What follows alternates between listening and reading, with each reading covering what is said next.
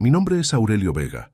Tengo 69 años y mi propia hija me abandonó en el hospital como si ya estuviera muerto. Me dejó ahí tirado durante 3 meses, sin visitarme ni una sola vez, creyendo que yo era solo un viejo enfermo sin recursos ni importancia. Lo que ella no sabía es que había un documento legal esperando en el juzgado que iba a cambiar toda su vida para siempre.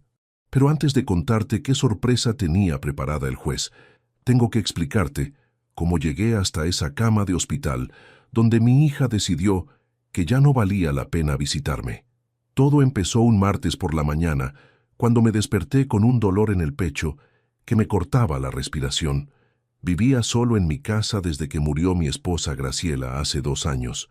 Era una casa grande, de 3 dormitorios, con un jardín que Graciela había cuidado con tanto amor y que ahora yo trataba de mantener como podía. Esa mañana traté de levantarme para ir al baño, pero las piernas no me respondían y el dolor se hacía cada vez más fuerte. Era como si me estuvieran apretando el pecho con una morsa, como si alguien me estuviera clavando cuchillos por dentro. Nunca había sentido algo así en mis 69 años de vida.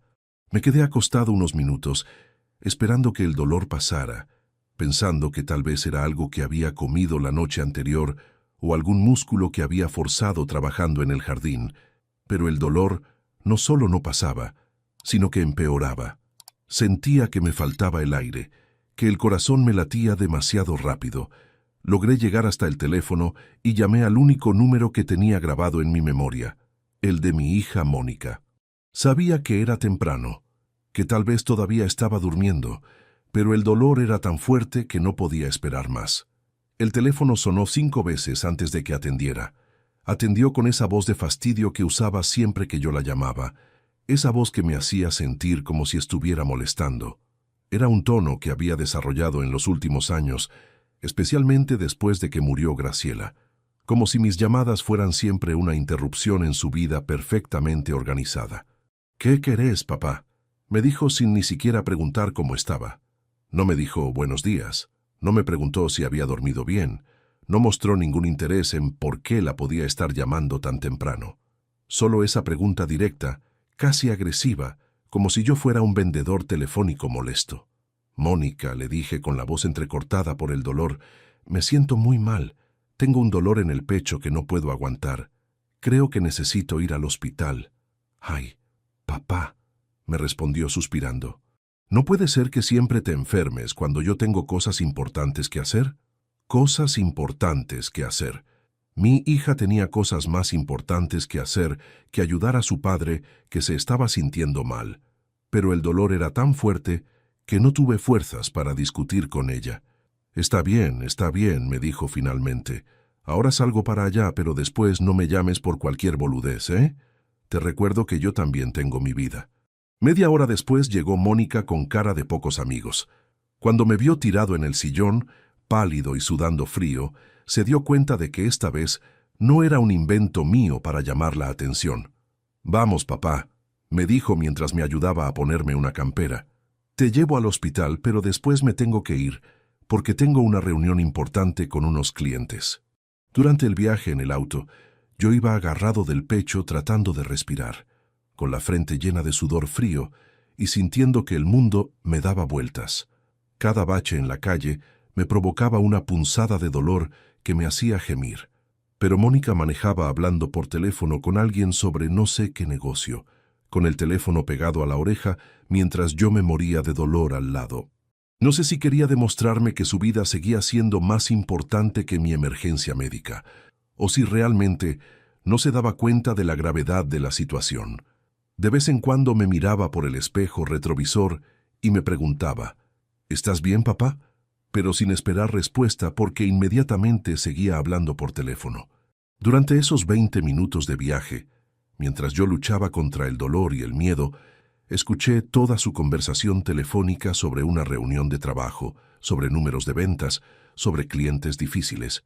Era como si estuviera llevando al hospital a un extraño, no a su padre que estaba teniendo un infarto. Llegamos al hospital y en la guardia me atendieron enseguida. El médico me revisó, me hicieron estudios y me dijeron que había tenido un infarto. Un infarto serio que requería internación inmediata. Mientras los enfermeros me llevaban a la habitación, Mónica habló con el médico. «Doctor», le dijo, «¿cuánto tiempo va a estar internado mi papá? Porque yo trabajo y no voy a poder venir todos los días». El médico la miró extrañado. «Señora, su padre acaba de tener un infarto. Va a necesitar estar internado al menos una semana. Después va a necesitar reposo y cuidados en casa. Es importante que no esté solo durante la recuperación». «Ah, bueno», le dijo Mónica. «Ya veremos qué se puede hacer». Cuando me instalaron en la habitación, Mónica se acercó a mi cama. «Papá», me dijo, «te vas a quedar acá hasta que te den el alta. Yo voy a venir cuando pueda, pero entendé que tengo muchas cosas que hacer». «¿Cuándo pueda?», le pregunté. «Mónica, acabo de tener un infarto. ¿No vas a venir a verme?» «Papá, no seas dramático. Estás en el hospital, te están cuidando. No necesitas que yo esté acá todo el tiempo». Se fue ese mismo día y no la volví a ver en una semana. Durante esos primeros días, yo esperaba que apareciera en cualquier momento. Cada vez que escuchaba pasos en el pasillo, pensaba que era ella que venía a visitarme. Cada vez que sonaba el teléfono del hospital, esperaba que fuera una llamada para mí. Los otros pacientes de la habitación recibían visitas todos los días, familias enteras que venían a acompañar a sus seres queridos. Esposas que traían comida casera envuelta en tuppers, que se sentaban al lado de la cama a leer el diario en voz alta para sus maridos. Hijos que se quedaban horas charlando, contando anécdotas, riéndose bajo. Nietos que dibujaban cartitas para sus abuelos, que les llevaban flores del jardín de casa, que se subían a la cama para abrazarlos. Veía todo ese amor familiar desde mi cama vacía de visitas y sentía una tristeza profunda en el pecho, diferente al dolor del infarto pero igual de dolorosa. Una señora que estaba en la cama de al lado, doña Carmen, tenía una familia numerosa que la visitaba en turnos. Por la mañana venían las hijas, por la tarde los hijos, por la noche los nietos. La habitación siempre estaba llena de flores, de globos, de tarjetas con mensajes de cariño. Un día doña Carmen me preguntó por qué no venía nadie a verme. «Ay, don Aurelio», me dijo, «su familia vive muy lejos». «Mi hija está muy ocupada», le respondí tratando de sonar convincente. «Tiene muchas responsabilidades de trabajo». Pero doña Carmen había estado observando y sabía que algo no estaba bien. «Don Aurelio», me dijo bajando la voz, «en mi experiencia de madre y abuela, cuando alguien está en el hospital por un infarto, la familia encuentra tiempo.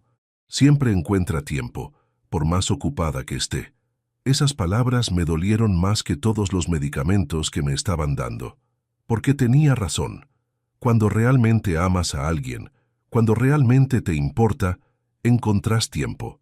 Inventás tiempo si es necesario. Pero para Mónica, yo no era una prioridad que justificara inventar tiempo. Después de 10 días de internación, el médico me dijo que ya podía irme a casa, pero con una condición. «Don Aurelio», me dijo, «usted no puede estar solo.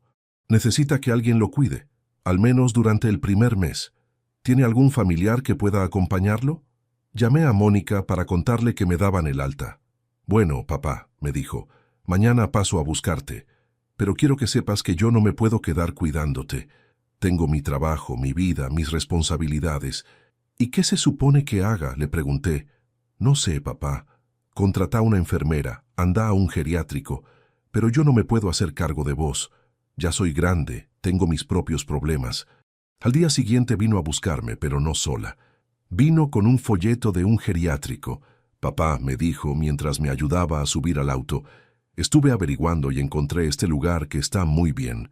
Tienen enfermeras las 24 horas, comida, actividades». «¿Un geriátrico?», le pregunté sin poder creer lo que estaba escuchando.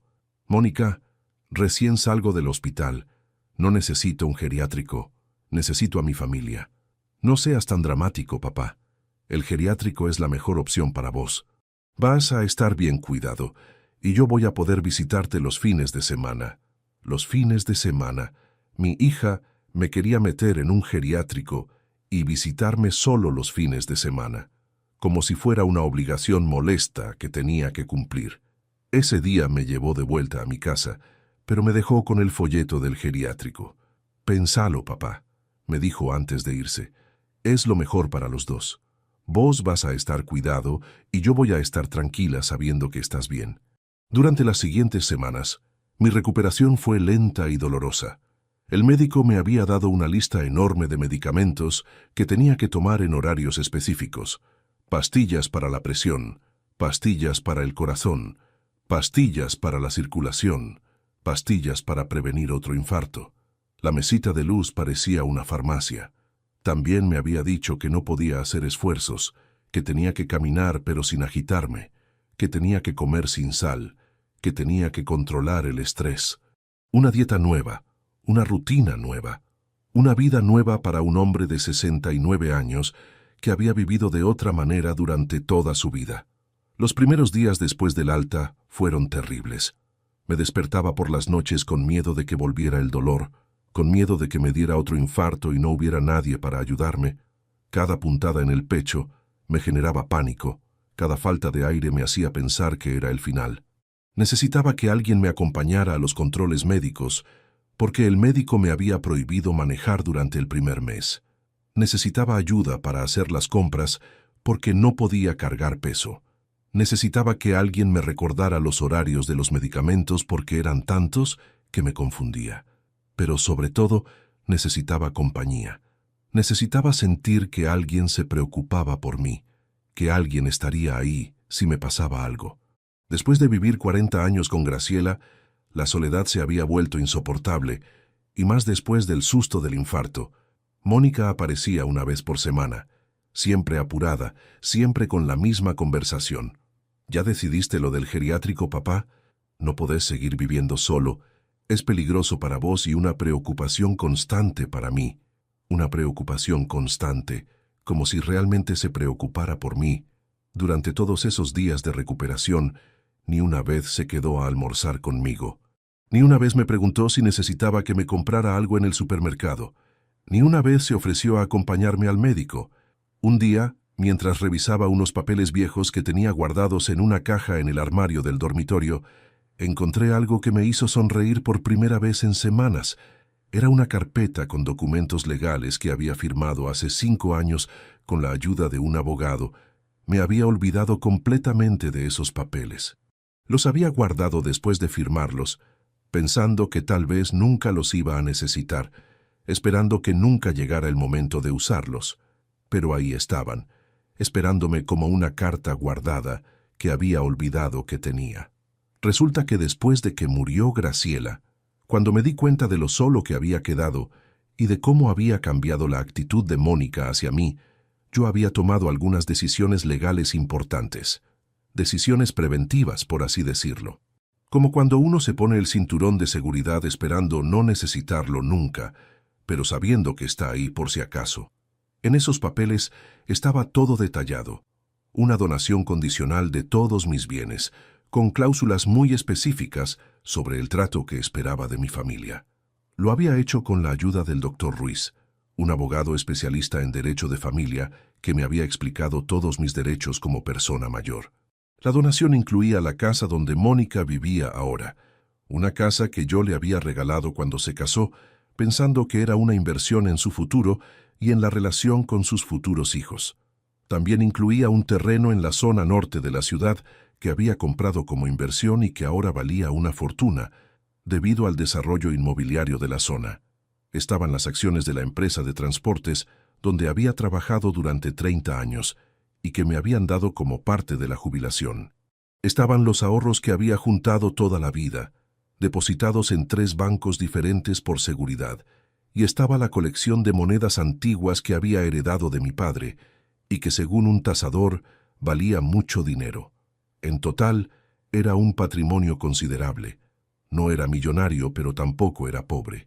Era el resultado de una vida de trabajo honesto, de ahorrar cada peso que podía, de hacer inversiones inteligentes cuando se presentaba la oportunidad. Era todo lo que había construido pensando en dejárselo a mi única hija cuando me muriera. Pero en esos documentos había especificado condiciones muy claras para esa herencia. Condiciones que tenían que ver con el respeto, con el cuidado, con la presencia de la familia. Condiciones que, si no se cumplían, activarían la donación a instituciones de caridad. En ese momento, mientras leía esos papeles con los anteojos que me había comprado después del infarto, me di cuenta de que Mónica no tenía ni idea de lo que estaba perdiendo con su actitud. No sabía que cada vez que me abandonaba en el hospital, cada vez que me trataba como un estorbo, estaba poniendo en riesgo la herencia más grande que iba a recibir en su vida. Esa misma tarde llamé al doctor Ruiz, el abogado que me había ayudado con esos papeles hace 5 años. Doctor, le dije, ¿se acuerda de los documentos que firmé cuando murió mi esposa? Los del testamento y la donación condicional. Por supuesto, don Aurelio. ¿Pasa algo? Pasó que se están cumpliendo exactamente las condiciones que especificamos en esos documentos. Mi hija me está abandonando tal como temíamos que podía pasar. El doctor Ruiz se quedó callado unos segundos. Don Aurelio, ¿está seguro de que quiere activar esas cláusulas? Una vez que se pongan en marcha, no hay vuelta atrás. Estoy seguro, doctor. Mi hija acaba de demostrarme que no me considera parte de su familia. Es hora de que sepa las consecuencias de sus decisiones. Pero antes de explicarte qué documentos eran esos y qué sorpresa tenía preparada el juez, tengo que contarte cómo siguió empeorando la situación con Mónica. 2 meses después del infarto, cuando ya me estaba sintiendo un poco mejor, tuve una recaída. Una noche me desperté con dificultades para respirar y mucho dolor en el brazo izquierdo. Volví a llamar a Mónica. Esta vez ni siquiera atendió el teléfono. Tuve que llamar a una ambulancia. Cuando llegué al hospital, los médicos me dijeron que había tenido otro episodio cardíaco, menos grave que el anterior, pero que requería internación. Esta vez estuve internado 3 semanas. 3 semanas durante las cuales Mónica no apareció ni una sola vez, ni para preguntarme cómo estaba, ni para traerme algo que necesitara, ni siquiera para hablar con los médicos. Las enfermeras ya me conocían de la internación anterior y se daban cuenta de que no venía nadie a visitarme. Una de ellas, que se llamaba Susana, un día se sentó al lado de mi cama. «Don Aurelio», me dijo, «¿su hija sabe que usted está internado?» «Sí», le respondí. «Ella sabe. ¿Y no viene porque vive lejos o porque está enferma?» «No, Susana. No viene porque no le importo». Susana me miró con tristeza. «Tengo una hija, de la edad de la suya», me dijo. «No puedo entender cómo alguien puede abandonar a su padre en un momento así». Durante esas 3 semanas, yo tuve tiempo para pensar mucho. Pensé en todo lo que había hecho por Mónica cuando era chica, cuando se enfermaba y me quedaba despierto toda la noche cuidándola, cuando tuvo problemas en el colegio y yo fui a hablar con los maestros, cuando se casó y yo pagué toda la fiesta. También pensé en cómo había cambiado nuestra relación después de que murió Graciela. Mónica había empezado a verme como una carga, como un problema que tenía que resolver. Ya no era su padre, era un viejo molesto que la llamaba cuando se sentía mal. El día que me dieron el alta por segunda vez, no llamé a Mónica. Llamé a un taxi y me fui solo a casa. Ella ni siquiera se enteró de que había estado internado hasta una semana después, cuando finalmente me llamó. «Papá», me dijo, «¿por qué no me contestas el teléfono? Te estuve llamando toda la semana». «Porque estuve internado, Mónica». Otra vez, hubo un silencio del otro lado. «¿Estuviste internado y no me avisaste?», me preguntó. «Te avisé», le dije. «Te llamé la noche que me sentí mal, pero no me atendiste. Después ya no me pareció importante llamarte». «Ay, papá», me dijo con esa voz de fastidio. «Si era tan grave, tendrías que haber insistido. Yo no soy adivina para saber cuándo te pasa algo. No soy adivina». Mi hija no era adivina para saber cuándo su padre de 69 años, que acababa de tener un infarto, podía necesitar ayuda. «Bueno», me dijo, «ahora que ya estás en casa, quiero que hablemos seriamente del geriátrico. Ya averigüé todo. Tienen una plaza disponible para el mes que viene. Solo tenés que firmar unos papeles». «Mónica», le dije, «yo no me voy a ir a ningún geriátrico. Esta es mi casa y acá me quedo. Papá, no seas terco. ¿Qué va a pasar la próxima vez que te sientas mal y yo no pueda venir? ¿Qué va a pasar si te morís solo en esa casa? Si me muero solo, será porque mi hija me abandonó», le dije. «No es que no puedas venir, Mónica. Es que no querés venir. Hay una diferencia». Se enojó y colgó el teléfono. Durante las siguientes semanas no tuve noticias de ella. Pero yo estaba tranquilo, porque sabía que pronto ella iba a tener noticias mías. Noticias que no se iba a esperar. Un mes después de esa conversación, el doctor Ruiz me llamó por teléfono. Don Aurelio me dijo, ya está todo preparado. Mañana se van a notificar todos los documentos. ¿Está seguro de que quiere seguir adelante? Estoy seguro, doctor. Mi hija ha tenido suficiente tiempo para demostrarme que le importo. Ha elegido abandonarme. Ahora es momento de que sepa las consecuencias. Al día siguiente, un jueves por la mañana, un oficial de justicia tocó el timbre de la casa de Mónica. Le entregó una citación judicial que la obligaba a presentarse en el juzgado el lunes siguiente. Mónica me llamó ese mismo día, histérica. «Papá, ¿qué es esto? ¿Por qué me llegó una citación del juzgado? ¿Vos me estás demandando?» «No te estoy demandando, Mónica», le dije tranquilo. «Solo se están activando algunas cláusulas legales que firmé hace 5 años, cláusulas que vos desconocés, pero que ahora van a entrar en vigencia». «¿Qué cláusulas? ¿De qué estás hablando?», me gritó por teléfono. «El lunes lo vas a saber, Mónica. Te recomiendo que vayas al juzgado con un abogado». Esa fue la última vez que hablé con ella antes de la audiencia. El lunes por la mañana me levanté temprano, me puse mi mejor traje y me fui al juzgado acompañado por el doctor Ruiz. La sala estaba casi vacía, solo estábamos nosotros, Mónica con su abogado y el juez. Mónica me miraba con una mezcla de confusión y enojo. No entendía qué estaba pasando. El juez, que se llamaba doctor Fernández, empezó leyendo los documentos que yo había firmado 5 años atrás. Don Aurelio Vega, decía el juez, compareció ante este juzgado en el año 2018 para dejar asentada una donación condicional de todos sus bienes. Mónica se puso pálida. ¿Una donación condicional?, preguntó su abogado. ¿Qué significa eso? El juez siguió leyendo. Significa que el señor Vega donó todos sus bienes con la condición de que su hija cumpliera ciertas obligaciones familiares. Si esas obligaciones no se cumplían, la donación se revocaba automáticamente. ¿Qué obligaciones?, preguntó Mónica con una voz que casi no se escuchaba. El juez miró los papeles. Las obligaciones establecidas eran visitar al donante al menos una vez por semana, acompañarlo en caso de enfermedad o internación y no abandonarlo en su vejez. Mónica empezó a temblar. «Papá», me dijo, «¿vos donaste la casa, el terreno, todo?» «Sí, Mónica», le respondí, «todo.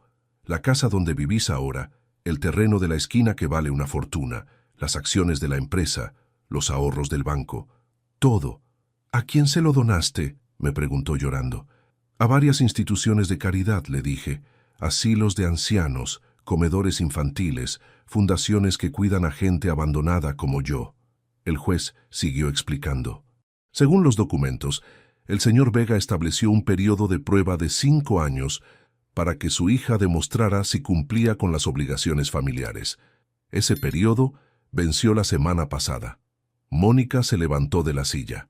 «¡Esto es una locura!», gritó. «No puede ser que pierdas toda tu herencia porque no te visitaba seguido». El juez la miró seriamente. «Señora, su padre no perdió su herencia. Usted la perdió». El señor Vega tenía todo el derecho de disponer de sus bienes como considerara conveniente, pero había más sorpresas. El doctor Ruiz sacó otra carpeta. «Su señoría», dijo, «también quiero presentar estos documentos. Son las pruebas de abandono de persona mayor que hemos recopilado durante los últimos meses». «¿Pruebas de abandono?», preguntó el abogado de Mónica. «Sí», respondió el doctor Ruiz. «Testimonios de enfermeras del hospital que confirman que la señora nunca visitó a su padre durante 2 internaciones por infarto. Registros telefónicos que muestran que no atendía las llamadas de emergencia. Testimonios de vecinos que confirman el abandono». Mónica se puso de pie otra vez. «Yo tenía mi trabajo, tenía mis responsabilidades. No podía estar las 24 horas cuidando a mi papá».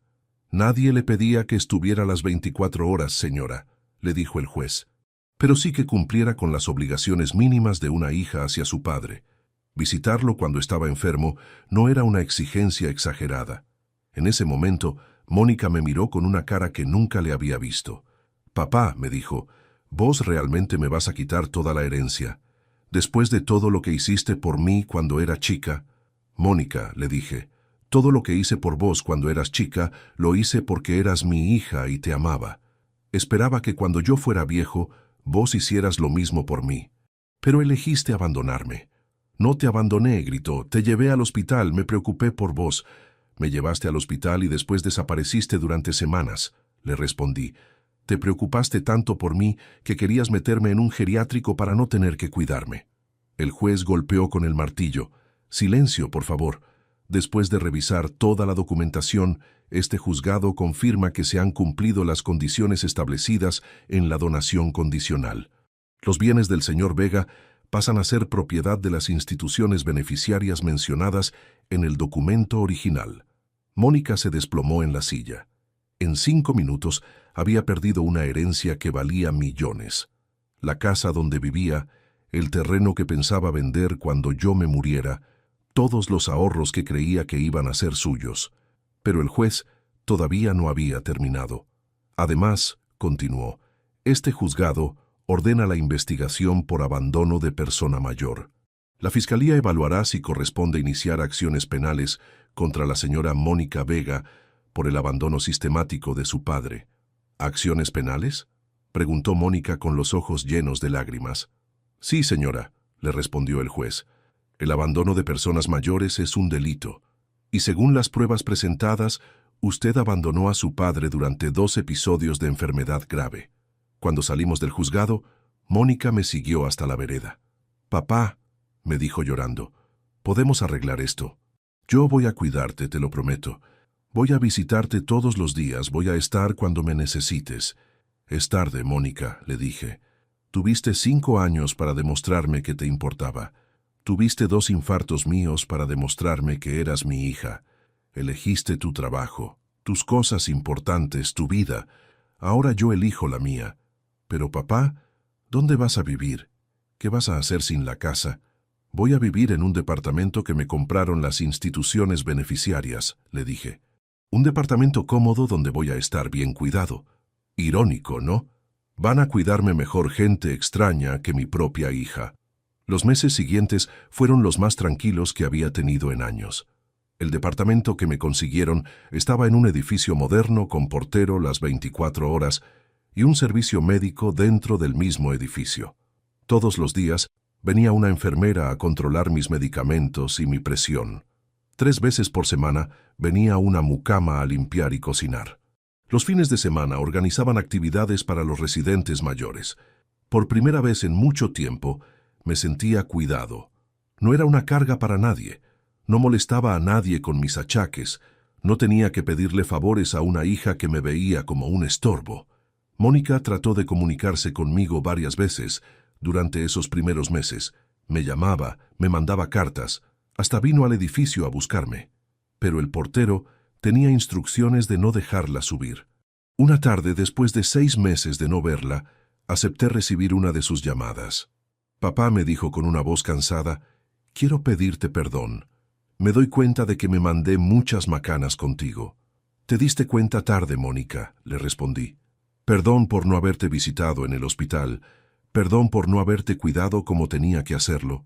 Perdón por haberte querido meter en un geriátrico. ¿Y ahora qué?, le pregunté. ¿Ahora me pedís perdón y yo tengo que hacer como que no pasó nada? No, papá. No espero que hagas como que no pasó nada. Solo quería que supieras que me arrepiento. Tu arrepentimiento no me devuelve los meses que pasé solo en el hospital, Mónica. No me devuelve las noches que me desperté sintiendo dolor y sabiendo que no tenía a quién llamar porque mi hija no me iba a atender. Tenés razón, papá. Fui una hija de mierda. Pero no podemos intentar arreglar las cosas. Tal vez podemos construir una relación nueva, diferente. Mónica, le dije, cuando vos me abandonaste, yo también tomé una decisión. Decidí que no iba a esperar más nada de vos. Y esa decisión me dio una paz que no había tenido en años. Después de esa conversación, no volví a saber nada de Mónica durante un año entero. Hasta que un día el portero del edificio me avisó que había una señora en la entrada que insistía en que era mi hija. Bajé a verla. Estaba parada en la vereda, más flaca que la última vez que la había visto, con cara de no haber dormido bien en mucho tiempo. «Papá», me dijo cuando me vio, «necesito hablar con vos». «¿Qué querés, Mónica?», le pregunté. «Contarte que perdí el trabajo», me dijo. y que tuve que vender la casa donde vivía porque no podía pagar las expensas, y que ahora estoy viviendo en un departamento chico que alquilo con lo poco que me queda. ¿Y qué esperas que haga yo?, le pregunté. No sé, papá. Tal vez que me entiendas, que sepas que estoy pagando por lo que te hice. ¿Querés que me sienta mal por vos, Mónica? ¿Querés que te tenga lástima? No quiero lástima, papá. Quiero que sepas que entendí lo que se siente estar solo, lo que se siente no tener a quien pedirle ayuda, lo que se siente que la familia te abandone. Ahora entendés, le dije. Tardaste mucho, pero ahora entendés. Sí, papá. Y quiero preguntarte algo. ¿Hay alguna posibilidad de que podamos tener una relación otra vez? No como antes, no esperando que me perdones todo, pero algo. La miré durante unos segundos. Se veía realmente arrepentida, realmente lastimada por lo que había pasado. Pero también sabía que el daño que me había hecho no se borraba con arrepentimiento. Mónica, le dije, durante 2 años me trataste como si fuera un estorbo. Durante 2 años me hiciste sentir que tu vida era más importante que la mía. ¿Vos realmente crees que eso se puede arreglar con una conversación? No, papá. No creo que se pueda arreglar, pero pensé que tal vez podíamos intentar construir algo nuevo. No recuperar lo que perdimos, sino empezar algo diferente. Algo diferente como, ¿qué?, le pregunté. Como una relación donde yo no espere que vos me resuelvas la vida y vos no esperés que yo sea la hija perfecta que nunca fui. Una relación donde nos respetemos como personas adultas. Era una propuesta interesante, pero yo tenía una condición. Si querés intentar algo nuevo, Mónica, tenés que entender que las cosas no van a ser como antes. Yo ya no soy el papá que te resuelve los problemas. Ya no soy el papá que te perdona todo porque sos mi hija. Lo entiendo, papá. Yo tampoco soy la hija que espera que vos me mantengas o que me dejes una herencia. Ya aprendí a vivir sin eso. Durante los meses siguientes, Mónica empezó a visitarme una vez por semana. No para pedirme nada, no para que la ayudara con sus problemas, sino para charlar, para contarme cómo estaba, para preguntarme cómo estaba yo. Eran visitas cortas, sin drama, sin reproches del pasado. Hablábamos de cosas simples, de la actualidad, del clima, de los programas de televisión que veíamos. Una tarde, después de varios meses de estas visitas, Mónica me dijo algo que me sorprendió. Papá, ¿sabes qué es lo que más me duele de todo lo que pasó? No es haber perdido la herencia. Es haberme perdido los últimos años buenos que podríamos haber tenido juntos. ¿Los últimos años buenos?, le pregunté. Sí, papá. Los años donde vos estabas bien de salud, donde podríamos haber compartido cosas, donde podríamos haber sido una familia de verdad. Esos años los perdí por boluda, por creída, por pensar que lo importante era mi trabajo y mi vida. Era la primera vez que Mónica reconocía que había perdido algo más que dinero. Había perdido tiempo, había perdido momentos, había perdido la posibilidad de conocer a su padre como persona y no solo como una obligación. Tenés razón, le dije. Esos años no se recuperan, pero todavía tenemos estos años.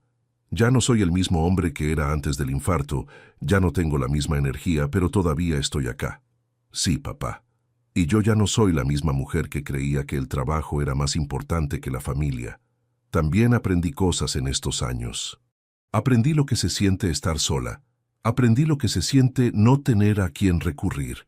El año pasado, cuando cumplí 70 años, Mónica me organizó una pequeña fiesta en mi departamento. Nada grande, nada ostentoso. Solo ella, yo, la enfermera que me cuida y 2 vecinos del edificio que se habían hecho mis amigos. Fue una fiesta simple, pero linda. Mónica había preparado una torta, había comprado globos, había hecho todo con sus propias manos. No era la hija millonaria que podía pagar caterings carísimos, era una mujer trabajadora que había usado sus ahorros para hacerle una fiesta a su padre. Durante la fiesta, mientras comíamos torta, Mónica me dijo algo que me llegó al corazón. Papá, no sé si algún día vas a poder perdonarme todo lo que te hice, pero quiero que sepas que estos últimos meses, visitándote, hablando con vos, conociendo al hombre que sos más allá de ser mi papá, han sido algunos de los mejores momentos de mi vida adulta. Mónica, le dije, yo no sé si voy a poder perdonarte todo. El daño fue muy profundo, pero sí sé que estos últimos meses me demostraron que todavía hay una persona decente adentro tuyo, una persona que tardó mucho en aparecer, pero que apareció. Hace 6 meses, Mónica me propuso algo que me sorprendió. Papá, me dijo, ¿te gustaría que nos fuéramos de vacaciones juntos? No lejos, tal vez a las sierras unos días, para charlar, para pasar tiempo juntos sin médicos, sin hospitales, sin todo el drama del pasado. Era una idea tentadora. Hacía décadas que no me iba de vacaciones. Desde que murió Graciela no había salido de la ciudad ni por un día. Acepto, le dije, pero con una condición, que no sea un viaje para hacerme sentir lástima o para tratar de arreglar todo lo que pasó. Que sea un viaje para disfrutar, para conocernos como personas. Te lo prometo, papá. Solo quiero pasar tiempo con vos sin toda la historia pesada que cargamos. Fuimos a las sierras de Córdoba por una semana. Mónica manejó todo el viaje. Yo iba de acompañante mirando el paisaje. Hacía tanto tiempo que no veía montañas, que no respiraba aire puro.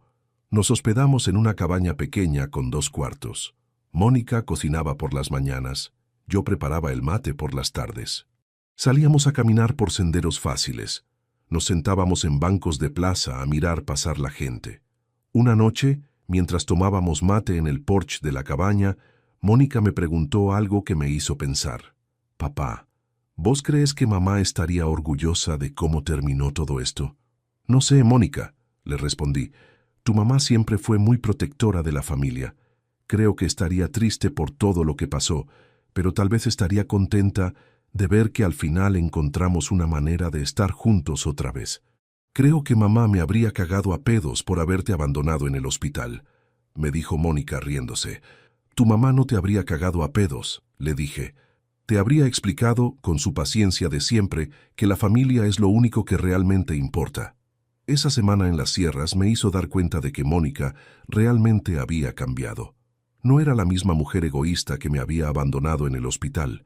Era alguien que había aprendido, a los golpes, qué significaba realmente la familia. Cuando volvimos a la ciudad, nuestra relación siguió siendo buena.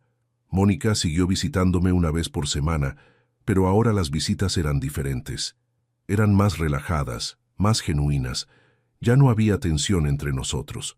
Un día, mientras tomábamos café en mi departamento, me dijo algo que nunca pensé que le iba a escuchar. Papá, ¿sabes qué es lo que más admiro de vos? ¿Qué? Le pregunté curioso. Que tuviste los huevos de defenderte, que no te dejaste pisotear.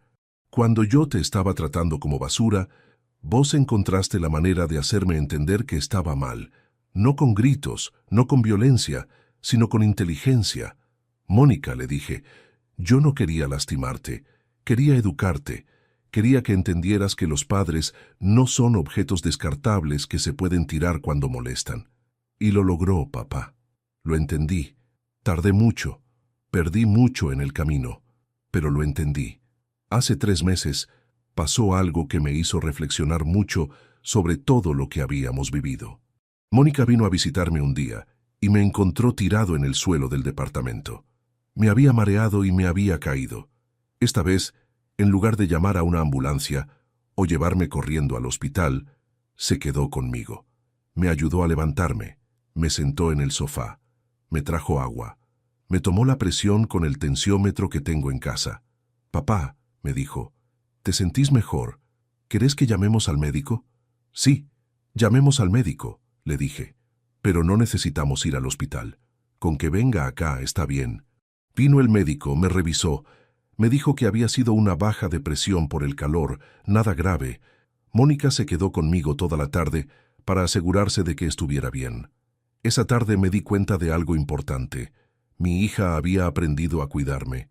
No por obligación, no por culpa, sino porque realmente le importaba. Ya no era la mujer que me dejaba solo en el hospital. Era una hija que se preocupaba de verdad por su padre. La semana pasada, en mi cumpleaños 71, Mónica me trajo un regalo que me emocionó.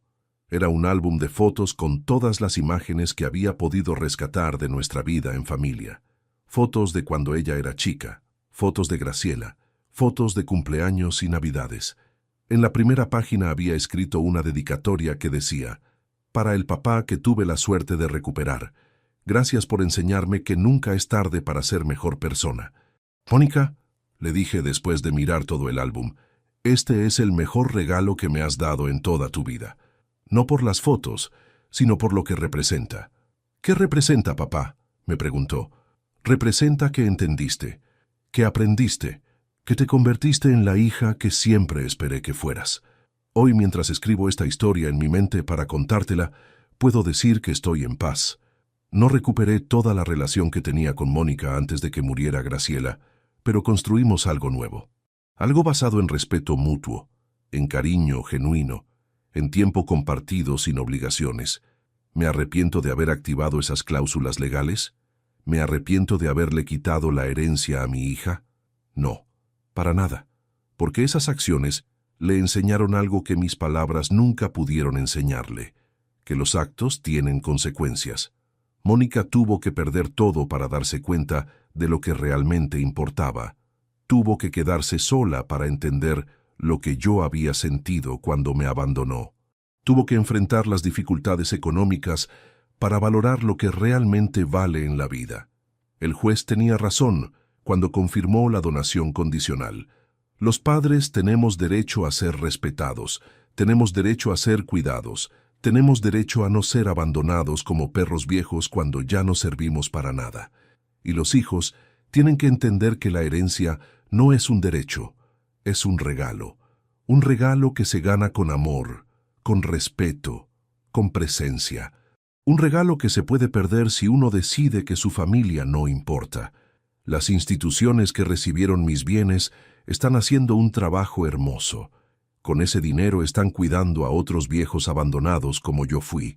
Están dando de comer a chicos que no tienen familia, están construyendo hogares para gente que necesita ayuda. Mi dinero está siendo usado para cuidar gente que realmente lo necesita, no para que una hija desagradecida viva cómodamente después de haber abandonado a su padre. Mónica ahora trabaja en una oficina pequeña, vive en un departamento alquilado, maneja un auto usado. No es rica, pero es feliz, o al menos más feliz de lo que era cuando tenía todo y no valoraba nada. Y yo vivo en un departamento cómodo, con atención médica las 24 horas, con gente que me cuida y me respeta. Tengo una hija que me visita porque quiere, no porque se siente obligada.